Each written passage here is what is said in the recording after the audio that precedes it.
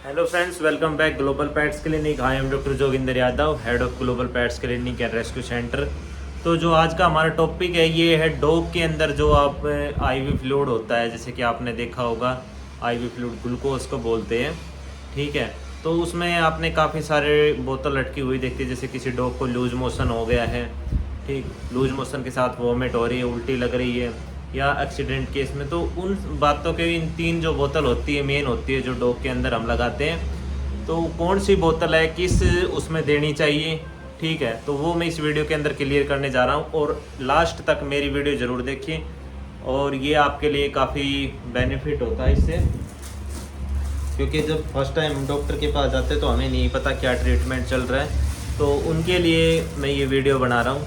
ठीक है, तो सबसे पहले हमारे पास जो रखी हुई है ये NS है 100 ml के अंदर। तो NS आप किस कंडीशन में देख सकते हो और DNS आप किस कंडीशन में देते हो, बैठ के बात करते हैं। जो NS होती है वो हम, ठीक है, डिहाइड्रेशन के केस में लगाते हैं, नॉर्मल सलाइन इसका साल्ट होता है।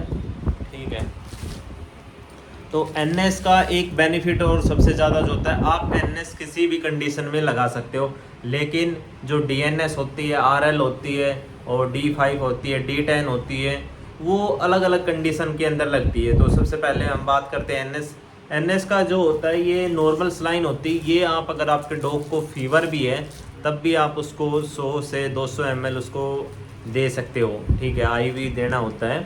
और अगर IV भी आपको कई बार ऐसा होता है, सब IV अगर आपको जो इसको बोलते हैं कि नस नहीं मिल रही है, तो उस केस में भी आप इसको सब कट भी दे सकते हो। ठीक है, तो ये कमाल की बात है और फ़ायदे भी है। हाई फीवर के अंदर टेम्परेचर अगर ज़्यादा है तब आप DNS लगा सकते हो। उसके बाद हम दूसरी बात करते हैं DNS की। DNS आप टेम्परेचर अगर हाई है तब आप इसको नहीं लगा सकते, क्योंकि DNS के अंदर बहुत ज़्यादा कैल्शियम होती है। ये कई बार जो डॉग होता है उसके उल्टा इसका साइड इफ़ेक्ट देखने को मिल जाएगा कि आपने जैसे टिक फीवर हो गया, टिक फीवर के अंदर अगर आपने उसको DNS या RL लगा दिए तो 2 से 3 घंटे के बाद डॉग की डेथ हो जाती है। ठीक है, तो ये आप फीवर के अंदर, टिक फीवर के अंदर आप DNS और RL अवॉइड कीजिए। जितने भी मेरे भाई है प्रैक्टिस कर रहे हैं, पैरावेट है, फील्ड के अंदर जो काम करते हैं, तो आप ये चीज़ ध्यान में रखिए। आपको पता ही होगा, लेकिन फिर भी मैं अपनी एक्सपीरियंस जो है वो आपके साथ शेयर कर रहा हूँ। उसके बाद बात करते हैं हम RL किस कंडीशन में लगा सकते हो आप। RL आप लगा सकते हो डिहाइड्रेशन में, जो लूज मोशन के अंदर काफ़ी अच्छा रिजल्ट है RL का।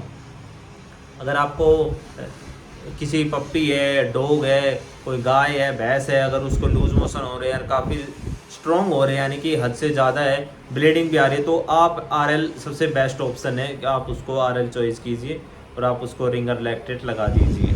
लूज मोशन के इसके अंदर है। लेकिन अगर वॉमिटिंग है तो वॉमिट के लिए आप नॉर्मल सलाइन उसको दीजिए, और वॉमिटिंग और लूज मोशन है तब भी आप उसको नॉर्मल सलाइन दे सकते हो, क्योंकि टेम्परेचर हाई हो जाता है। अगर उसका टेम्परेचर नॉर्मल है तो आप DNS और RL कोई से भी लगा सकते हो। ठीक है, अब लगानी कितनी है ये एक बॉडी वेट डिपेंड करता है, मैं आपको ऐसे अंदाज़ा नहीं दे सकता, क्योंकि 100 ml तो मिनिमम होता है, लेकिन अडल्ट जब पशु के अंदर हम चला जाते हैं लार्ज उसके अंदर, तो उसे 4 से 5 लीटर तक क्वांटिटी पहुँच जाती है।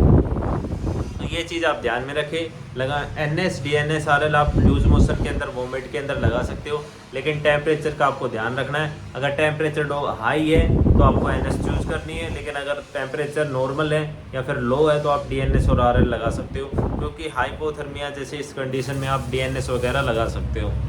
ठीक है, तो हमारी ये वीडियो कैसी लगी और हमें लाइक कीजिए, शेयर कीजिए, और ग्लोबल पेट्स क्लिनिक को ऐसे फ्यूचर क्वायरी के लिए, डॉग रिलेटेड इंक्वायरी के लिए सब्सक्राइब जरूर कर लें। हम आपके लिए ऐसे इंटरेस्टिंग टॉपिक लेके आते रहेंगे और आपको जनरल नॉलेज की जो बातें हैं वो हम आपके साथ शेयर करते रहेंगे।